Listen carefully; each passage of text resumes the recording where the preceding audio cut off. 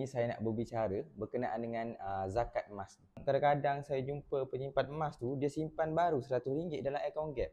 Tapi dia dah risau berkenaan dengan kena bayar zakat. Okey, dia sebenarnya macam ni.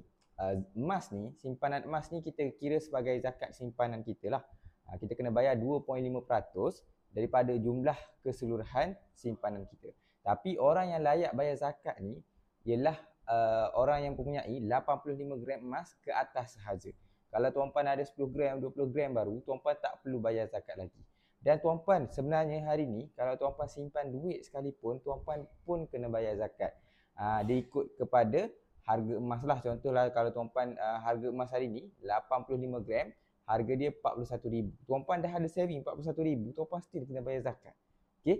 Jadi tuan-puan simpan duit ke, tuan-puan simpan emas ke, tuan-puan kena bayar zakat. Okey? Konsep dia dekat sini, orang yang bayar zakat ni ialah orang yang mampu. Bukan tuan-puan bayar zakat sebab tuan-puan simpan emas, tapi tuan-puan sebab tuan-puan ada simpanan dan tuan-puan mampu untuk mengeluarkan zakat.